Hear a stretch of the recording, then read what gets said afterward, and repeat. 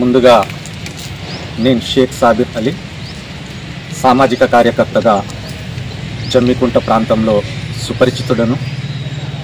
గౌరవప్రదమైన మీడియా మిత్రుల ద్వారా ఎన్నో సమస్యలపై వారి సహకారంతో పోరాడినటువంటి నేపథ్యం ఉంది నాకు.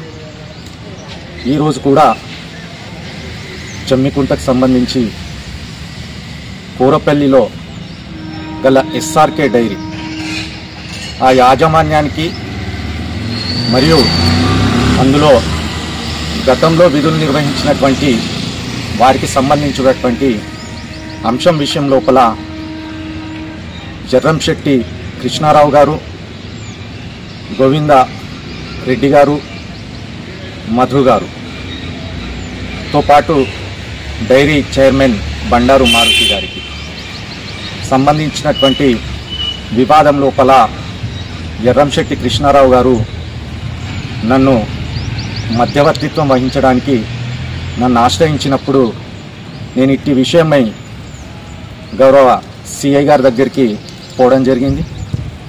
పోయిన తర్వాత అక్టోబర్ 28 నుండి 30వ తేదీ వరకు ఈ చర్చ కంటిన్యూ అవుతూ ఉంది. అందులో రెస్పెక్టెడ్ సర్కిల్ ఇన్స్పెక్టర్ గారు జర్రంశెట్టి కృష్ణారావు గారి పైన ఫిర్యాదు వచ్చి ఉంది కాబట్టి దీనిపైన నాకు పై అధికారుల నుండి ఒత్తిడి ఉంది. ఫిర్యాదుదారు దానికి సంబంధించి బలమైనటువంటి రాజకీయ పరిచయం ఉన్నటువంటి వ్యక్తి కాబట్టి నేను దీని లోపల ఖచ్చితంగా న్యాయం మీ దిక్కున్నా సరే ఒత్తిడి మేరకు నేను వారిపైన కేసు నమోదు చేస్తానని చెప్పడం జరిగింది.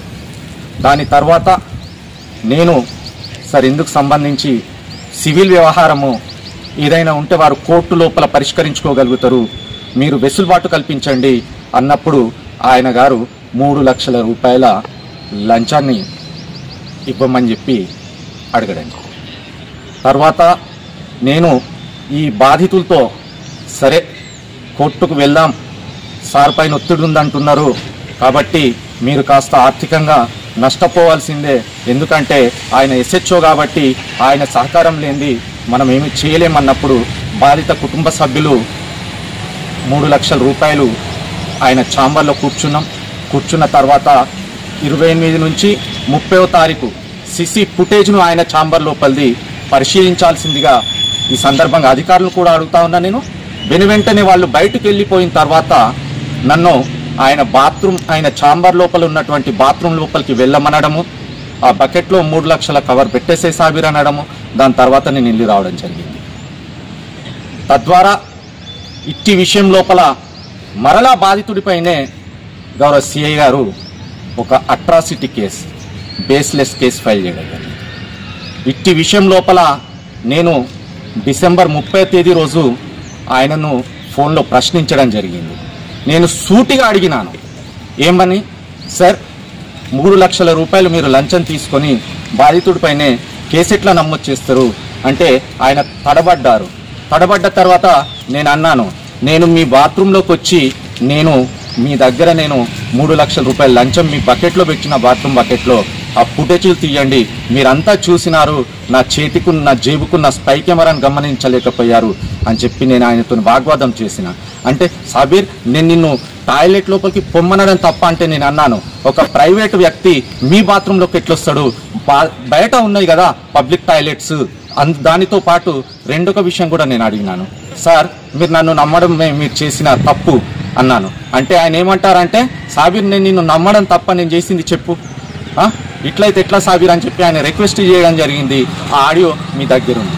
అయితే ఈ సంఘటన జరిగిన రోజు సాయంకాలము సుమారు 7 గంటల ప్రాంతం లోపల, 6:30-7 గంటల ప్రాంతం లోపల డిసెంబర్ 30వ తారీఖు నేను నా ఇంటికి లెఫ్ట్ అయ్యే క్రమం లోపల నా చేతిలో నాతో పాటు మారిపల్లి రాజు అనే మిత్రుడు ఇద్దరం నడిచిపోతా ఉంటే 2 ప్రైవేట్ వ్యక్తులు పల్సర్ పైన వచ్చి అదే రోజు నా మొబైల్ లాక్కపోవడం జరిగింది వాళ్ళు.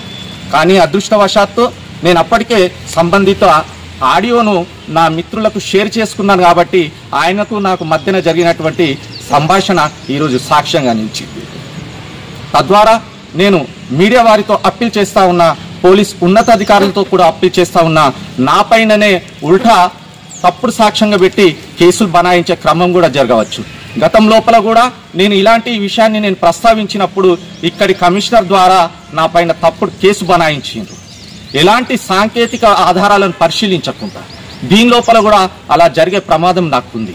తద్వారా బాధితులను కూడా వీళ్ళు బెదిరించి వాళ్లతోని కూడా తప్పుడు సాక్ష్యం ఇప్పించేటువంటి క్రమం ఉంది.